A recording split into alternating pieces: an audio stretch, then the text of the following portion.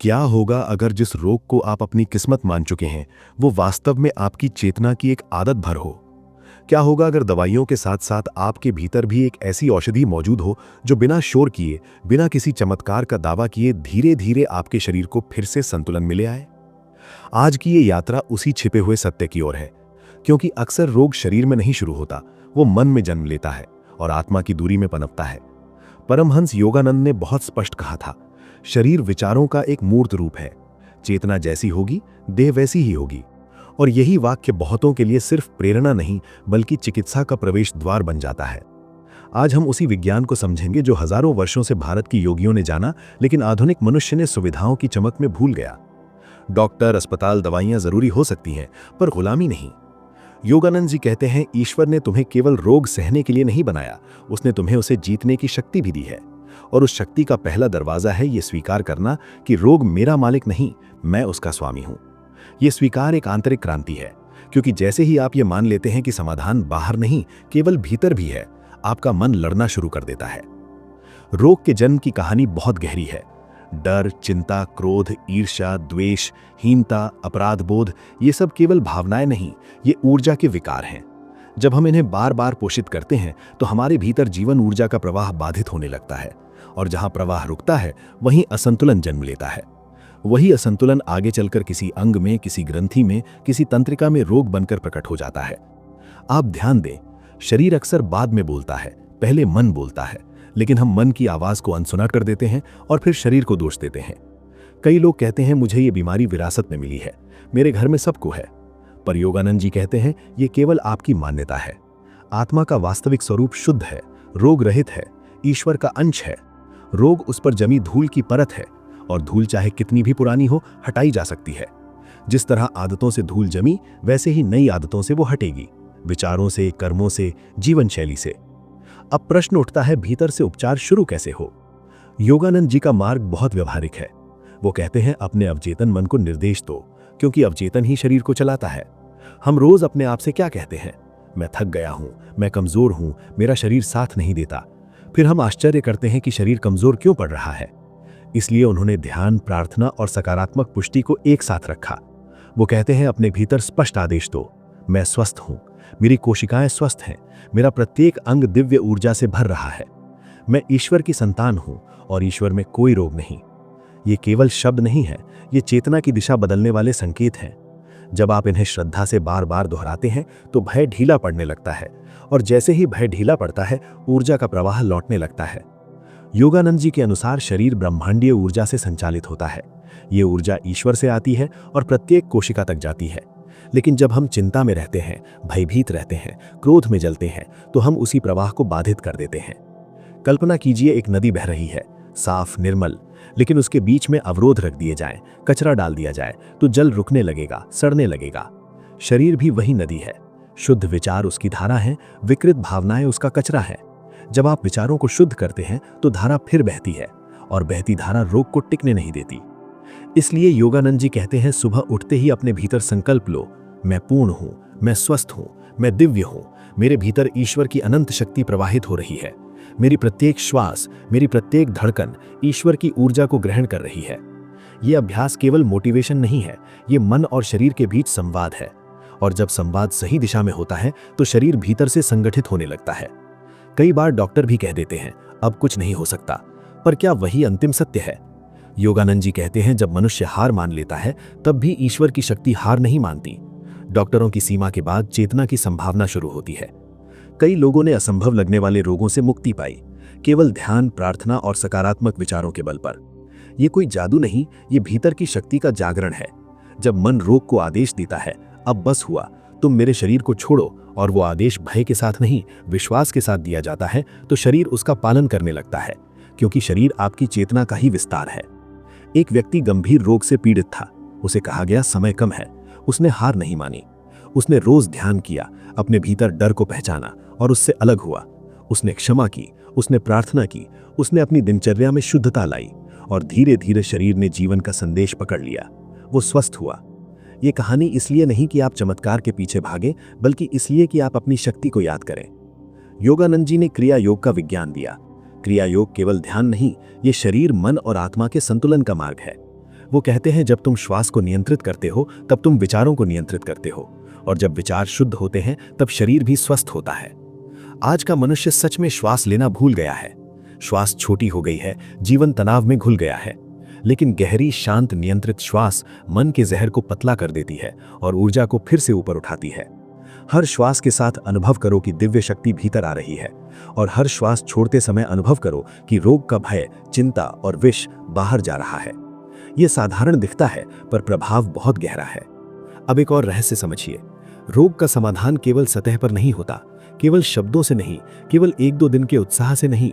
योगानंद जी कहते हैं भीतर उतरना होगा, आत्मा के उस केंद्र तक जहां से सारे असंतुलन की जड़ें निकलती हैं। हमारी चेतना कई स्तरों पर काम करती है: चेतन, अवचेतन और अतिचेतन। चेतन मन बहुत छोटा भाग है, बाकी बड़ा भाग अवचेतन और अतिचेतन संभालते हैं। और रोग अक्सर अवचेतन में संग्रहित भय, दुख, पुराने आघात और संस्कारों से जन्म लेता है। इसलिए जब आप ध्यान द्वारा अवचेतन की सफाई करते हैं तो आप जड़ पर हाथ रखते हैं।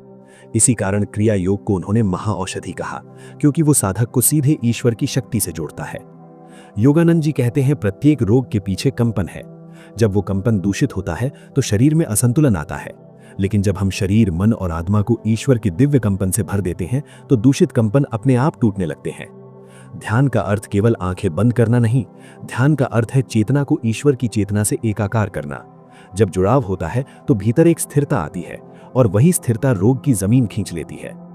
रोग का सबसे बड़ा ईंधन है डर। डॉक्टर जब निदान बताते हैं तो मन तुरंत भयभीत होता है। यही भय रोग को और मजबूत करता है। योगानंद जी कहते हैं डर को पहचानो, उसे पराजित करो। भय माया है जो आत्मा की शक्ति को दबा देती है। जब आप कहते हैं मैं ईश्वर का अंश हूं, मेरे भीतर अनंत शक्ति है, तब भय ढहने लगता है, क्योंकि आत्मा डरती नहीं, शरीर डरता है। और जब आप अपने आप को शरीर मानना छोड़ देते हैं तब उपचार का सबसे बड़ा द्वार खुलता है। उन्होंने कहा अपने आप को शरीर समझना ही सबसे बड़ा रोग है। अपने आप को आत्मा समझो, यही सबसे बड़ा उपचार है। आध्यात्मिक उपचार में भोजन भी महत्वपूर्ण है। योगानंद जी कहते हैं शुद्ध सात्विक भोजन शरीर को स्थिर रखता है। बहुत भारी, बहुत तीखा, बहुत तामसिक भोजन ऊर्जा को नीचे गिराता है। ताजे फल, सब्जियां, अंकुरित अन्न, स्वच्छ जल शरीर को हल्का रखते हैं, और हल्का शरीर ध्यान में टिकता है, क्योंकि परम चेतना से जुड़ने के लिए शरीर का शुद्ध होना सहायक है। अशुद्ध शरीर में मन भी बेचैन रहता है, और बेचैनी रोग का दरवाजा है। फिर आता है क्षमा। योगानंद जी कहते हैं जिन लोगों को आप माफ नहीं कर पाते, वही क्रोध आपके भीतर विकृत ऊर्जा बनकर बस जाता है। यही विष धीरे धीरे शरीर को रोगी करता है। क्षमा दूसरों के लिए नहीं, अपने लिए उपचार है। जैसे ही आप क्षमा करते हैं, मन का बोझ उतरता है, और मन हल्का होते ही शरीर भी सांस लेने लगता है। कई बार बीमारी का आधा कारण सिर्फ भीतर जमा तनाव होता है, और तनाव का एक बड़ा हिस्सा पुराने गिले शिकवे हैं। एक और साधन है प्रार्थना, पर केवल शब्दों की प्रार्थना नहीं, हृदय की पुकार। योगानंद जी कहते हैं जब तुम पूरे हृदय से ईश्वर को पुकारते हो, वो उत्तर देता है। प्रार्थना में आप ये कह सकते हैं, हे ईश्वर, मेरी इस काया को अपने शुद्ध प्रकाश से भर दो। मेरे रक्त, हड्डी, तंत्रिका, कोशिकाओं और परमाणुओं में अपनी पवित्रता प्रवाहित करो। मुझे पूर्ण स्वस्थ करो। जब ये पुकार अहंकार के बिना होती है, तब आत्मा और परमात्मा के बीच सेतु बनता है, और वही सेतु स्वास्थ्य का द्वार खोल देता है। ध्यान में प्रकाश का अभ्यास बहुत प्रभावी है। आप कल्पना कर सकते हैं कि स्वर्णिम प्रकाश सिर के ऊपर से उतरकर पूरे शरीर में फैल रहा है। हृदय, फेफड़े, यकृत, नसें, हड्डियां सब उस प्रकाश से भर रही हैं। जहां दर्द है, जहां कमजोरी है, वहां प्रकाश अधिक चमक रहा है। वो भाग शुद्ध हो रहा है। ये कल्पना नहीं, ऊर्जा का मार्ग है, क्योंकि मन जहां जाता है, ऊर्जा वहां बहती है, और ऊर्जा जहां बहती है, वहां उपचार शुरू होता है। श्वास का अभ्यास भी इसी सिद्धांत पर चलता है। हर श्वास में ईश्वर की शक्ति महसूस करो। भीतर लेते समय अनुभव करो दिव्य शक्ति प्रवेश कर रही है। बाहर छोड़ते समय अनुभव करो सारे विकार निकल रहे हैं। दिन में कई बार ये करो। धीरे धीरे ये अभ्यास जड़ों को काटने लगता है, और फिर आती है सत्यवाणी, सकारात्मक पुष्टि। रोज अपने शरीर से कहो, मैं स्वस्थ हूं, मेरे भीतर ईश्वर की अनंत ऊर्जा प्रवाहित हो रही है, मेरे रोम रोम में प्रकाश भर रहा है, मेरा शरीर ईश्वर के प्रेम से उत्प्रोत है। शब्द ऊर्जा की तरंगे हैं, कोशिकाएं संदेश सुनती हैं, मन और शरीर अलग नहीं है। योगानंद जी इस संसार को एक दिव्य विद्यालय मानते हैं। वो कहते हैं रोग भी शिक्षक है, वो हमारी कमजोरी दिखाता है। यदि हम संदेश समझ लें तो रोग का काम पूरा हो जाता है और वो चला जाता है। कई लोग कहते हैं मैं पूजा करता हूं फिर भी बीमार हूं। योगानंद जी कहते हैं बाहरी पूजा पर्याप्त नहीं, हृदय में विश्वास और समर्पण चाहिए। जब आप भीतर से टूटे रहते हैं और बाहर से पूजा करते हैं तो भीतर का तनाव पूजा की ऊर्जा को ढक देता है। इसलिए भीतर की सफाई जरूरी है। संगीत, भजन, मंत्र, कीर्तन भी उन्होंने महत्वपूर्ण बताया, क्योंकि ध्वनि का कंपन मन को सुसंगठित करता है। सही कंपन तंत्रिका तंत्र को संतुलित करता है, हृदय गति और मस्तिष्क तरंगों को स्थिर करता है, और स्थिरता रोगनाशक बनती है। और फिर सबसे बड़ी औषधि प्रेम। योगानंद जी कहते हैं प्रेम की ऊर्जा ऐसी है कि कोई रोग टिक नहीं पाता। जब आप सच्चे हृदय से अपने विरोधी तक के लिए शुभ भावना रख पाते हैं तब भीतर विष पिघल जाता है, और विष पिघलते ही शरीर हल्का होने लगता है। प्रेम इम्यून सिस्टम को भी मजबूत करता है। ये बात आधुनिक शोध भी मानते हैं। अंततः अंतिम रहस्य यही है, ईश्वर के साथ एकता। जब साधक अपनी आत्मा को परमात्मा में समर्पित करता है तब शरीर की विकृतियां मिटने लगती हैं, क्योंकि चेतना जिस स्रोत से जुड़ती है वही उसके भीतर व्यवस्था बनाती है। जहां ईश्वर का प्रकाश है वहां रोग का अंधकार टिक नहीं सकता। इसलिए संदेश साफ है, डरो मत, हार मत मानो, अपने भीतर की ईश्वरीय शक्ति को पहचानो। ध्यान, क्रिया योग, प्रार्थना, सकारात्मक पुष्टि, क्षमा, प्रेम और सात्विक जीवन को अपनाओ। और याद रखो, रोग कभी अंतिम सत्य नहीं, ईश्वर अंतिम सत्य है। जब तुम उस सत्य में टिक जाते हो तो रोग की पकड़ ढीली पड़ जाती है। और एक बात, शरीर और रोग सतह पर खेलते हैं, असली लड़ाई ऊर्जा के स्तर पर है। योगानंद जी कहते हैं तुम केवल स्थूल देह नहीं, तुम ऊर्जा हो, चेतना हो, ईश्वर की लहर हो। जब तुम अपनी ऊर्जा को जागृत करते हो तो रोग का कोई अणु टिक नहीं पाता। तुम्हारी हर कोशिका ईश्वर की ज्योति से बनी है। जब तुम उस ज्योति को जगाओगे तो अंधकार के सारे अणु जल जाएंगे। क्रिया योग इसी जागरण का द्वार है। जब प्राण ऊर्जा सुषुम्ना में ऊपर उठती है तो ब्रह्मांडीय ऊर्जा से सीधा संपर्क होता है, और वही ऊर्जा भीतर के अवरोध धो देती है। श्वास को धीमा करो, गहरा करो, मन शांत होगा। शांत मन परमात्मा का द्वार खोलता है।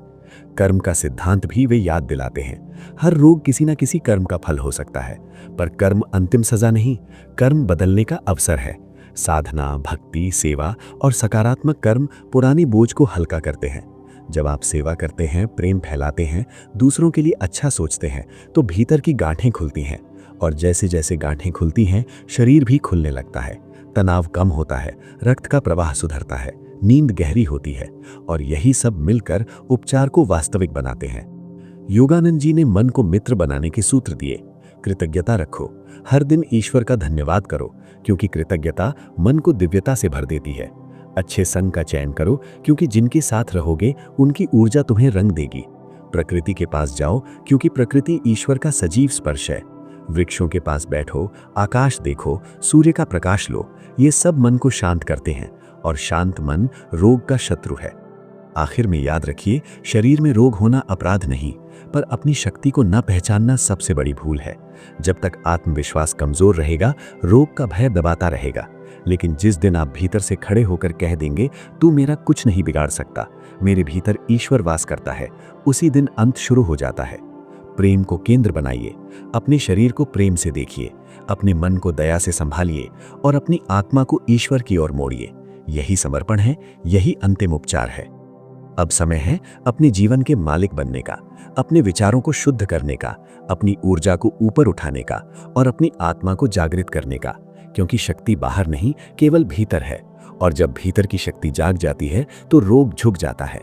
यही संदेश है, यही साधना है, और यही वो सत्य है जिसे जानकर जीवन की दिशा बदल सकती है। सत्यम शिवम सुंदरम। ओम शांति।